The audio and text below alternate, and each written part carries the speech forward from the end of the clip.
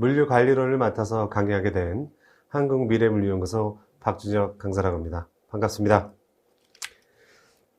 자, 1년에 한 번 돌아오는 이제 물류관리사 시험에서 첫 번째 과목인 물류관리론. 전체 비중에서는 5분의 1, 25%의 비중을 가지고 있지만, 이 물류관리론이라고 하는 과목은 전체의 한 40%에서 45% 비중을 갖고 있지 않을까, 조심스럽게 생각해 봅니다. 전체 과목들의 이제, 기저 철학이라고 해야 되나요? 베이스 이론을 갖고 있기 때문에 굉장히 작은 이론들이 굉장히 많아요. 그리고 세부 개념들이라든지 이러한 단어 익혀야 될 부분도 굉장히 많은 과목이기도 하고요. 그래서 초반에 이 물류관리론을 굉장히 잘 해두셔야지 다른 과목을 할 때의 시간을 굉장히 많이 줄일 수 있다는 것을 유념해 주시면서 수업 자체는 그 기저이론이라고 하는 부분들을 위시해서 진행을 할 예정입니다. 어떻게 보면은 큰 지류에서 봤을 때는 아주 핵심 철학을 잘 이해한다면 작은 부분의 이론들은 예측하거나 이해할 수 있는 부분들도 있기 때문에 그런 부분을 위주로 해서 진행을 하도록 하겠습니다. 그래서 수업은 짤막하게 빠르고 짤막하게 스피드 있게 들으시고 그 이후에 이제 모의고사라든지 수업 가운데 진행하지 않았던 부분들의 내용들 분명 이게 중요하지 않다라는 부분들은 아니에요. 교재 자체는 모두 기출된 내용들을 기반으로 해서 짜여진 책이기 때문에 이 로테이션 주기도 아주 어떻게 보면은 성실하게 잘 로테이션 하고 있어요. 순환하면서. 그러니까 빠짐없이 잘 보시되 큰 지류의 큰 기저 철학을 중심으로 해서 잘 이해해 나가자. 그리고 모르는 개념이나 그 단어 같은 것들이 나오게 되면 지나치지 말고 검색이라든지 혹은 제가 운영하고 있는 카페라든지 지식인의 질문을 주셔서 꼭 그 부분에 대한 부분들을 명확하게 하고 지나가시는 것이 결국에는 후반부 학습하는 데 시간을 줄일 수 있다라는 그런 부분을 유념해 주시면서 수업 진행해 보도록 하겠습니다. 물류 관리론은 다음과 같이 그 물류 총론 부분부터 7장의 정보화 시대의 물류 전략까지 이루어져 있고요. 여타 과목도 비슷한데요. 첫 번째 있는 물류 총론, 첫 번째 그 서브젝트 장에 가장 많은 출제 비중을 가져요. 그리고 이제 후반부에 물류 관리론에서는 물류 정보와 정보화 시대의 물류 전략 파트가 좀 비중이 높다라는 그런 측면들을 좀 알아두시면서 수업을 진행해 보도록 하겠습니다. 그럼 오늘 물류 총론 들어가 보도록 하겠습니다. 자, 물류 총론 첫 번째 페이지 넘겨 보시면 물류의 정의 및 목적 파트가 나오죠. 이 정의 부분에서 현재 이제 물류 유통 환경 변화에 대한 내용들이 나와요. 첫 번째부터 간략하게 한번 살펴보시면 치열한 경쟁으로 물류 아웃소싱이 확대되고 있다. 나중에 이제 내용 보시다 보면 나오겠지만 이 아웃소싱은 전통적 아웃소싱하고 전략적 아웃소싱으로 나누는데 이 물류 아웃소싱, 책에서 말하는 물류 아웃소싱은 그 후자 쪽 전략적 아웃소싱에 해당해요. 내가 할 수 없는 부분, 그리고 우리 기업에서는 핵심 역량이 아닌 이 파트에서 보면 이제 물류 부분이 핵심 역량이 아닌 기업이 물류 기능을 직접 하는 것보다는 그 부분을 핵심 역량으로 가진 기업에게 위탁한다라는 거죠. 전통적 아웃소싱이라고 하는 부분들은 기회주의적으로 굉장히 많은 공급업자나 서비스 업체들을 두고 기회주의적으로 비용 절감 목적으로 단기적으로 쓰는 것을 의미를 하고요. 그래서 이제 물류라고 하는 파트도 기업의 비즈니스 프로세스 과정에서 진행은 해야 되는데 핵심 역량은 아니다 보니 그 부분까지 직접 운영을 해서 전체의 비즈니스 아웃풋이 저감되는 그러한 결과를 낳는 것보다는 그것을 굉장히 잘하는 업체를 아웃소싱함으로써 전체 아웃풋을 상향시키겠다, 향상시키겠다 그런 뜻이에요. 그리고 두 번째는 PPT에서는 제가 라스트 마일 딜리버리라고 현대용어로 바꿨었어요. 근데 책에서는 도어 투 도어니 데스크 투 데스크니 이렇게 점점 이 문전 배송, 고객 소비자까지 도달하는 이 라스트 마일 딜리버리에 대한 욕구가 굉장히 고도화되고 차별화되고 있다라는 그런 측면들. 이 차별화 요소가 이제는 상품을 선택하게 하는 어떤 소매점을 선택하게 하는 그 요소가 됐다라는 거예요. 그래서 중요하게 됐다라는 측면들을 갖고 있고, 네 번째 파트에 이제 O2O라고 하는 부분은 온라인 투 오프라인, 오프라인 투 온라인 이란 뜻이죠. O2O 전략이라고 하고, 온라인과 오프라인을 넘나들면서 각 업체가 가진 그 장단점을 서로 공유하고 사용할 수 있게끔 누릴 수 있도록 해주는 그런 전략, 기술을 의미하고요. 그걸 이제 유통 채널에 적용한 것이 이제 옴니 채널이에요, 옴니 채널. 그냥 직역해보면 모든 채널이잖아요. 이게 유통 채널을 의미한데, 이 유통 채널은 제조업자부터 크게 전형적으로 보면 도매, 그 다음에 소매, 소비자까지 가는 경로를 유통 채널이라고 얘기를 하는데, 제조업자는 보통은 그 제품을 소비자한테 판매하는데 유통 경로를 하나만 가져가진 않아요. 오프라인만 해도 굉장히 많은 수의 유통 채널을 보유하고 있죠. 그죠? 큰 대형 마트나 슈퍼마켓이든 아니면 양판점이든, 그 다음에 온라인 쇼핑몰이 될 수도 있고, 홈쇼핑이 될 수도 있고, 다양한 업태에 그 소매점을 통해서 소비자한테 공급을 하기 위해서 굉장히 다양한 채널이 존재를 하죠. 그 채널들은 각각의 효용을 갖고 존재를 하는 거예요. 유통채널 하나하나는. 예, 근데 과거에는 똑같은 재화를 구매하는데 다양한 채널이 똑같이 했을 때 한 채널에서 누릴 수 있는 효과만 누릴 수 있었다라는 거죠. 근데 이제 옴니 채널 전략이라고 하는 것은 이제 굉장히 기업들 간의 경쟁이 치열해지게 됨으로써 어느 채널을 통해서 구매를 하든지 간에 어떤 채널에서 누릴 수 있는 그 편익도 다 누릴 수 있게끔 해주는 것을 이제 옴니 채널이라고 해요.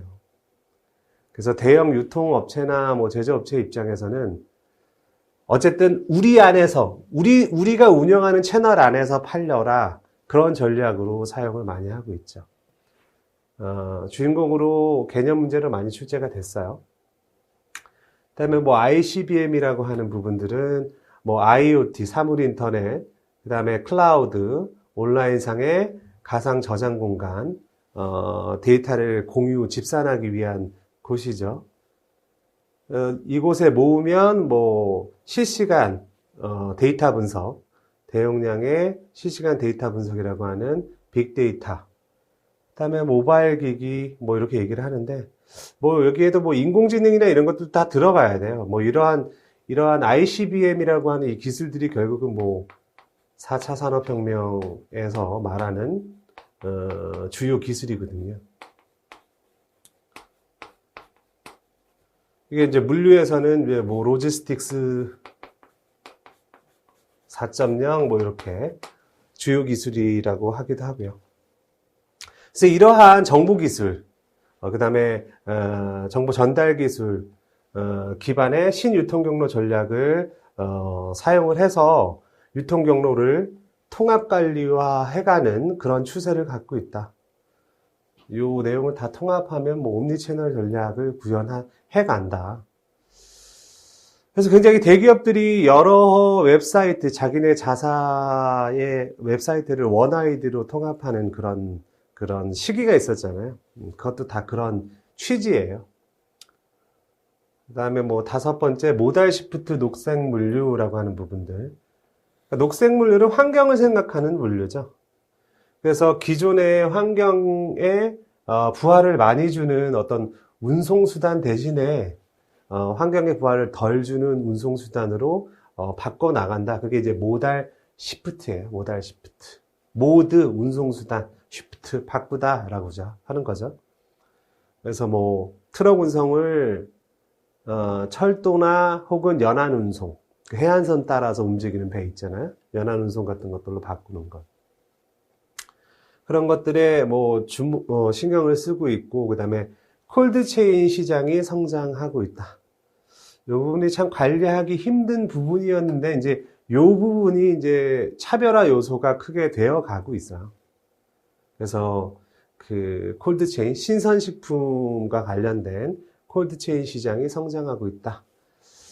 물류 유통 환경의 변화라고 하는 부분들은 그 시험 문제에서 1번에서 10번 사이에 혹은 마지막 30번에서 40번 사이에서 한 번 정도는 꼭 순환해서 출제되는 그런 특징을 갖고 있죠. 다음은 이제 유통상의 물류의 위치를 바라보는 표인데요.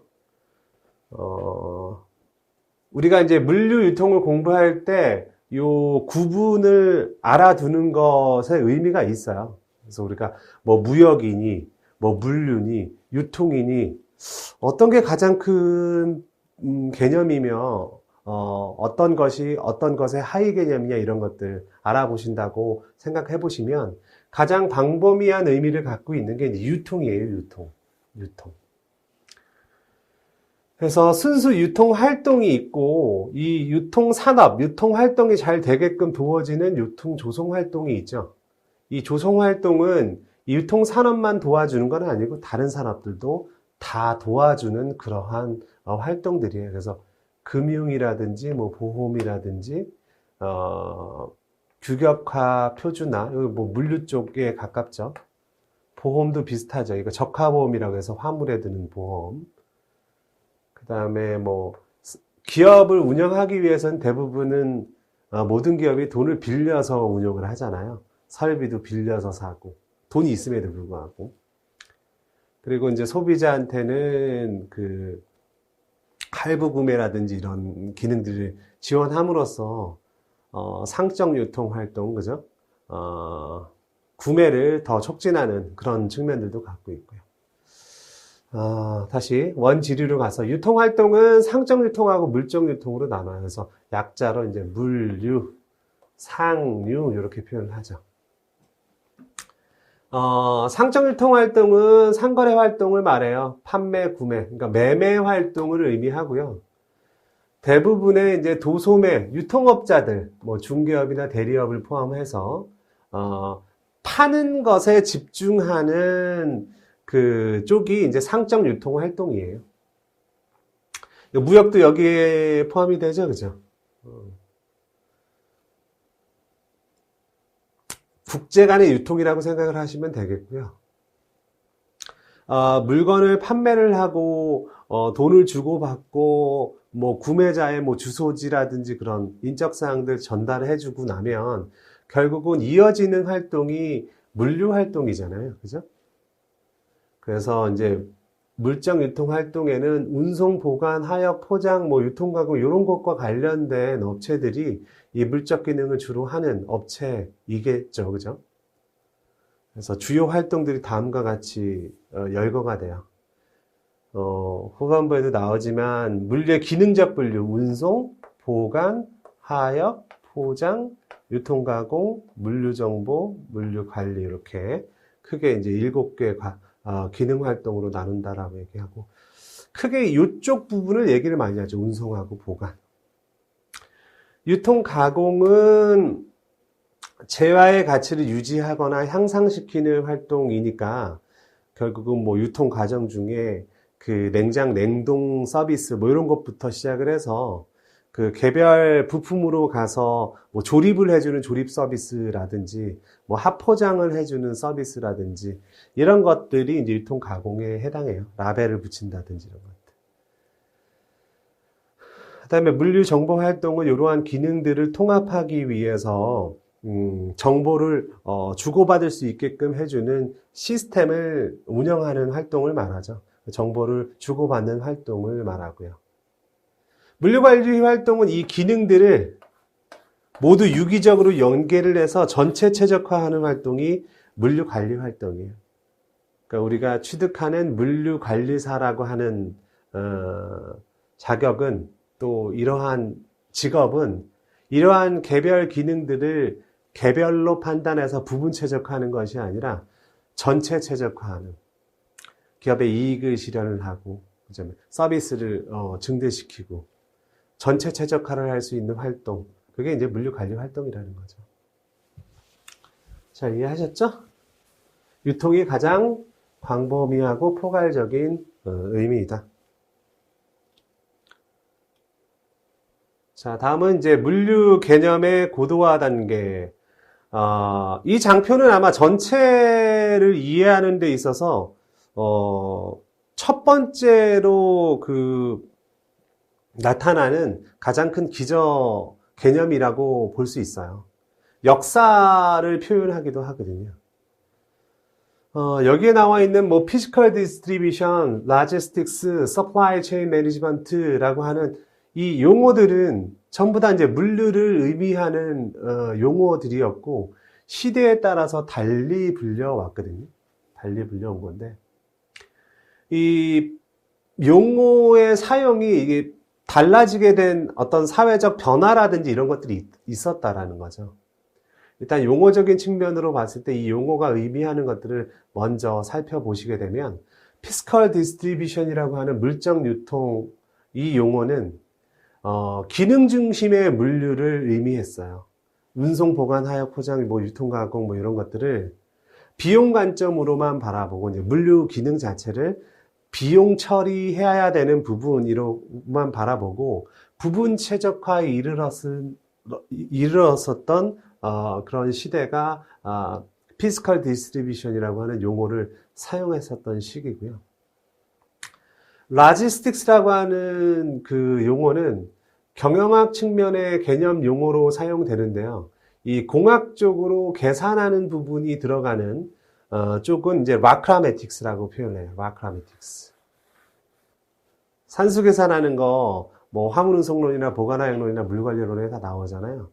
그 중에서 뭐 수송 네트워크라든지 아니면 뭐 배치라든지 여러 가지 뭐 시설물과 관련된 뭐 용량 설계라든지 이런 부분들을 다 포함한 게 작업 계획 이런 것들이 로크라매틱스라고 표현을 하시면 되겠고요. 이쪽 부분은 이 기능 영역에서 벗어나서 그 물류의 영역이 있어요. 원부자재 조달하는 조달 물류 영역, 그 다음에 생산 물류 영역, 판매 물류 영역, 영물류 영역. 각 영역마다 뭐 운송, 보관, 하역, 포장 이러한 개별 기능들이 다 존재를 하는데 이 로지스틱스라고 하는 용어를 사용하는 시기에는 이 영역과 기능을 아울러서 전체 최적화하는 개념이 포함되기 시작했다라는 거죠.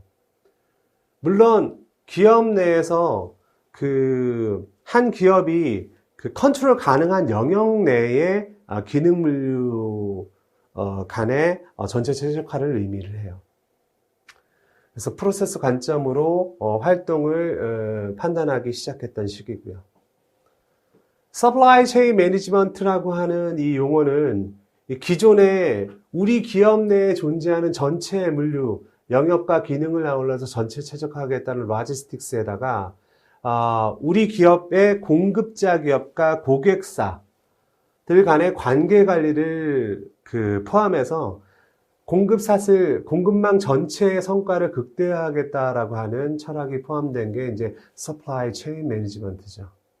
관계 관리는 Supplier Relationship Management, 공급자 관계 관리하고 고객 관계 관리, 개념으로 도식화해보면 이게 정중앙에 이제 우리 기업이라고 하면 보통은 이제 제조기업, 완제품 제조기업을 주인공으로 그려요. 그러면 이제 Supplier, 1차 공급업자, Suppliers, Supplier, 2차 공급업자, Customer, 그 다음에 Customers, Customer 이렇게 다 이렇게 주인공이 나니까 이쪽이 1차예요. 이쪽이 2차고 이런 식으로 봤을 때 SRM이죠. 이쪽이 Supplier들이니까 이쪽이 이제 CRM인 거고요. 이 SCM부터는 그 소수 공급자와의 장기 계약을 맺어서 협업과 정보 공유를 얻어내는 그러한 개념들이 포함이 됩니다. 근데 이렇게 설명을 쭉 하고 나면 요것들이 기억이 잘 안 나요. 우리 이거 어떻게 기억하시면 되겠냐면, 이제 역사적으로 봤을 때 이 피스컬 디스트리뷰션이라고 불리던 시대는 수요 초과의 시대였습니다. 수요 초과. 수요가 더 많았던 시대예요. 이쪽은 공급 초과의 시대예요. 지금이죠. 공급 초과의 시대예요. 시간이 이렇게 흘러온 거예요. 이 피스컬 디스트리뷰션 시대 때는 물류를 기능으로만 바라봤고 부분 최적화만 했었던 시절이었는데, 물류라고 하는 활동이 합리화가 됐었을까요? 라고 물으면 대다수는 합리화되지 못했을 거예요 라고 얘기를 해요. 근데 그렇지가 않아요.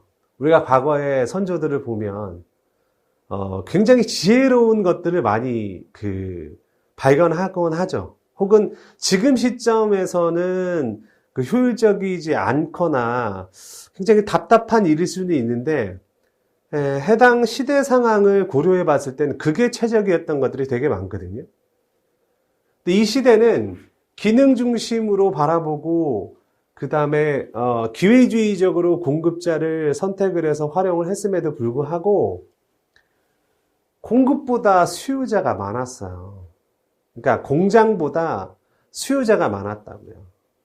그러니까 전 세계 냉전이 끝나고 전쟁 동안 사람이 많이 죽었는데 애기들을 엄청 많이 낳기 시작하고 세계 경제가 점점 향상되기 시작하면서 석유의 발견으로 엄청난 생산력을 부과하면서 더 낮은 단가로 많이 생산할 수 있는 체제가 되다 보니까 생산자는 적은데 소비자는 계속 애기를 낳아서 많이 늘어나다 보니까 만들면 다 팔려요.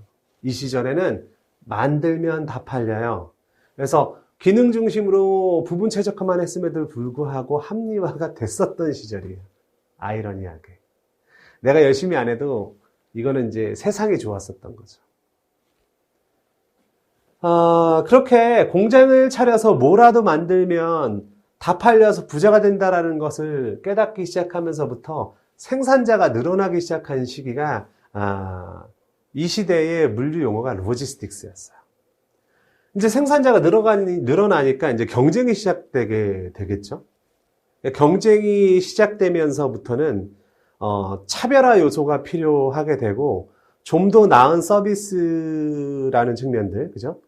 비용이라든지 서비스라는 측면에서 더 경쟁력이 있으려다 보니까 이렇게 영양물류와 기능물류를 전체 통합해서 전체 최적화하려고 하는 노력이 시작된 그 시기가 이제 그 시기의 용어가 로지스틱스라는 거죠.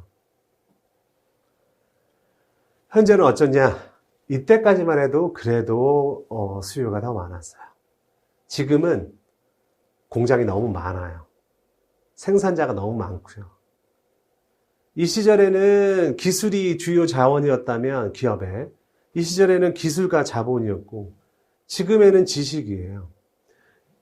이때는 기술이라고 하는 부분들이 예전처럼 모방하기 어렵거나 그렇지 않아요.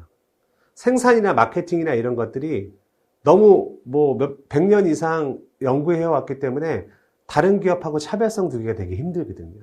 근데 공장만 차려서 대충 마케팅해도 다 판매가 된다라고 하는 그런 경험 법칙에 의해서 이 동안에 제조업체가 너무 많아지니까 경쟁이 너무 치열해요. 그래서 우리 기업만 잘하면 되는 게 아니라 앞단계의 기업, 그 다음에 뒷단계의 기업, 그죠? 그 다음에 고객 쪽에, 그죠? 고객 쪽의 기업들, 그 다음에 공급자 쪽의 기업들, 모두 협업을 해서 시장에서 어떤 변화가 생기게 되면 그 변화된 그 시점 정보에 의해서 공급사슬 구성원들이 모두 전체 최적화하는 방향으로 같이 움직여줘야 되는 그런 시대가 된 거죠. 그래서 공급사슬 관리라고 하는 부분이 필요하게 된 거예요. 그런 용어가 생겨나고 이러한 철학, 시스템이 구축되기 시작하는 거죠. 정보 공유를 하려면 아무한테 정보 공유를 해주는 게 아니잖아요. 이 시절에는 굉장히 기회주의적으로 다수의 공급자를 두고 해당 시점에 가장 큰 이득을 주는 공급자를 선택해서 쓰고 다음엔 안 쓰고 또 다음에 또 좋은 조건이면 쓰고 뭐 이랬단 말이에요. 근데 그래가지고는 품질이나 납기를 지키기가 어려워진 거예요. 공급자들도 많아지고 경쟁력 있는 공급자도 완제품 제조업체보다 더 경쟁력 있는 공급자도 많이 생기고 그랬잖아요. 그죠? 그래서 이 SCM 시대에서는 소수 공급자와 장기 계약을 맺음으로써 이걸 얻어내는 거예요. 협업 및 정보 공유. SCM이라고 하는 시스템에 정보를 공유해주는 체제. 그리고 이때부터는 완제품 제조업체가 왕이라는 개념보다는 수평적. 네가 잘해줘서 나도 생존하고 수익을 낼 수 있다. 그런 파트너십, 수평적 관계로 넘어가죠. 이렇게 물류라고 하는 용어만 바뀐 게 아니죠. 물류도 이제 시대 흐름에 따라서 이제 용어도 바뀌고 역할이 달라지는 것처럼 생산도 이 시절에는 계획 생산. 뭐든지 그냥 맥시멈 생산이에요. 8시간 3교도 24시간 365일 규모의 생산, 규모의 경제를 달성할 수 있는 푸시 생산. 뭐든지 완제품 상태로 완제품 재고로 만들어서 때려 만들어 놓는 푸시 생산이었어요. 생산자 주도형이죠. 점점 시대가 넘어가면서 생산도 이제 풀생산이라고 하는 개념이 생겨나기 시작하죠. JIT, 적시 생산, 도요다 생산 방식, 뭐 이런 것들이 나오잖아요. 그래도 뭐 필요할 때 딱 주문이 들어왔을 때 모든 것을 생산하는 건 아니었어요. 여전히 이제 수요라고 하는 부분들을 어느 정도 확보할 수 있는 그 전문품 위주로 뭐 자동차 같은 것들 위주로 풀생산이라고 하는 개념들이 막 발생하기 시작했고 지금은 푸시 풀생산 혹은 그 후반부에 보면은 포스트폰먼트라고 해서 나와요. 지연 생산이라고 하는 부분. 지연 생산. 이건 뭐냐면 지금은 이때는 소품종 대량이었고 소품종 대량 생산이었고 지금은 소품종을 만들면 안 팔잖아요. 안 팔리잖아요.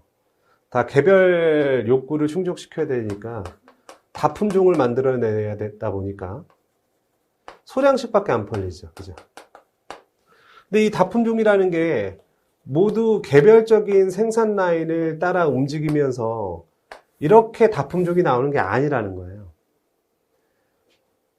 이 다품종이라고 하는 것이 그 일정 생산 라인까지는 공용품 생산 라인을 따라가다가 후반부에 몇 개의 라인을 공정을 달리하면 이렇게 다품종이 나온다는 거죠. 화면 따라와 주세요. 그래서 이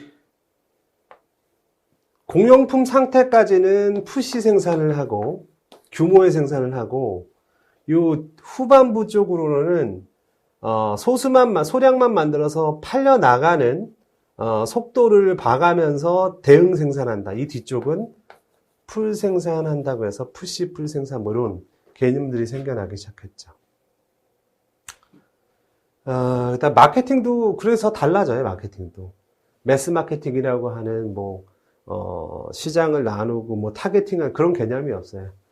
한 그룹으로 보고 무차별하게 마케팅하는 그런 식이었다가 경쟁이 시작되니까 이제 뭐 STP 전략, 4P 전략 이런 것들이 나오죠. 세그멘테이션, 시장을 세분화하고 타겟팅하고 포지셔닝 이런 그죠? 팔아먹기 위한 4개 전략, 4P 전략 이런 것들도 나오고 현대 시대에는 이제 매스 커스터마이제이션이라고 하는 대량 고객화라고 하는 개념이 생겨나죠. 대량 고객화, 매스 커스터마이제이션. 이거는 대량 생산의 욕구를 충족시키면서도 고객의 커스터마이징 욕구도 충족시키는. 이래야 살아남는 거잖아요. 그죠? 제조업체는 대량 생산을 해야지 원가 절감을 통해서 경쟁력을 갖추는데, 그렇다고 해서 고객의 차별화된 그 욕구를 충족시켜서 다품종을 생산하지 못하면 또 선택받지 못해서 유지를 못해요.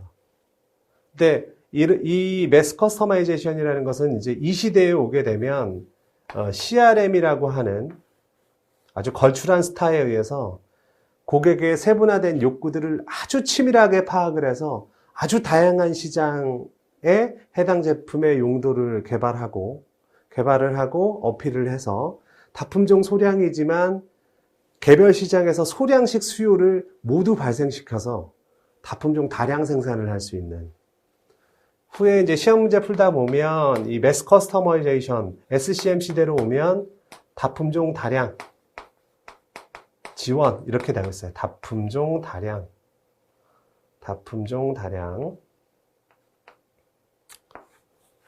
다량을 지원한다. SCM과 CRM에 의해서. 그죠? 생산관리, 품질관리도 이렇게 개념이 바뀌어요.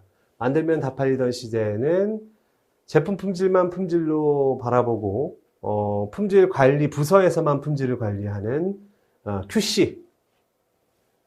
기업 내에 제품 품질만 품질이 아니다. 그리고 품질 관리 부서만 품질을 관리하는 것이 아니다. 그 개념이 들어가는 게 품질 관리예요. QM이라고 하는 품질 관리의 개념이고요. TQM은 이 SCM하고 비슷한 철학이에요. 그러니까 우리 기업 내에 고객이 서비스라고 여기는, 품질이라고 여기는 부분들, 그 부분만 전체 최적화할 것이 아니라 공급사슬상의 앞단계, 뒷단계에 있는 기업도 고객이 생각하는 품질을 향상시키는데, 완성시키는데 기여해야 된다라고 보고 완성시키는 개념이 들어간 게 토탈 퀄리티 매니지먼트예요. 그래서 이 수요 초과 시대 때는 뭐 뒤에 나오는 개념으로 보면 상물 미분리, 상적 유통과 물적 유통이 섞여서 그냥 운용되던 시대. 상물 분리 시대, 상물 분리는 상적 유통과 물적 유통을 모아서 전문화시키는, 그죠? 그 다음에 상물 통합 시대, SCM 시대 때는 생산부서, 판매부서, 물류부서가 서로 실시간으로 정보 공유를 하면서 유기적으로 반응하는 그런 시대가 이제 상물 통합, SCM 시대죠.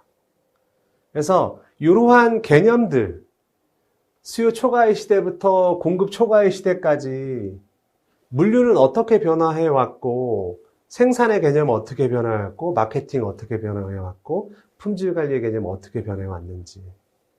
여기는 뭐 표현 안 했지만 구매라고 하는 개념도 달라져요. 이때는 buying이라고 해서 사는 것, 사는 기술에 근간한 구매의 개념이 있었고, 이때부터는 sourcing, 기회주의적으로 구매하면 나중에 시장의 그 뉴글리가 달라졌을 때, 그러니까 공급자가 완제품 제조업체인 나보다 힘이 세지는 경우도 생긴단 말이에요. 현재는. 그때는 제대로 제품을 확보하지 못해서 결국은 더 높은 가격으로 구매를 해서 장기간으로 봤을 때 큰 이득이 안 되면서 납기를 못 지켜서 우리 기업한테 좋지 못한 상황을 만드는 경우가 많아졌다는 거죠. 그래서 장기 계약의 개념이 들어가는 이제 소싱이라고 하는 개념. 이때부터는 이제 SCM 구매가 되죠. 수요 변동폭이 큰 상품들에 대한 구매, 그 다음에 꾸준히 지속적으로 판매되는 완제품에 대한 원부자재의 구매, 이런 것들로 이제 다변화돼요. 그렇게 전체 개념을 이 수요 초과 시대부터 공급 초과 시대까지 붙여주시면 좋겠습니다.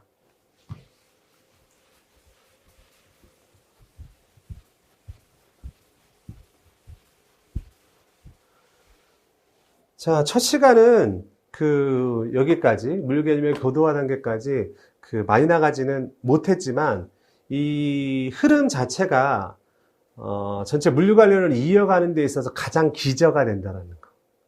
모든 개념들, 뭐 기술들 이런 것들이, 수요 초과 시대부터 공급 초과 시대까지 이렇게 넘어가면서, 현재는 어떤 방향으로 달려가고 있느냐, 이런 것들을 볼 수 있는, 그런 기회가 되기 때문에 이 부분, 이 장표 잘 기억을 해주시면서 다음 시간에 뵙도록 하겠습니다. 수고하셨습니다.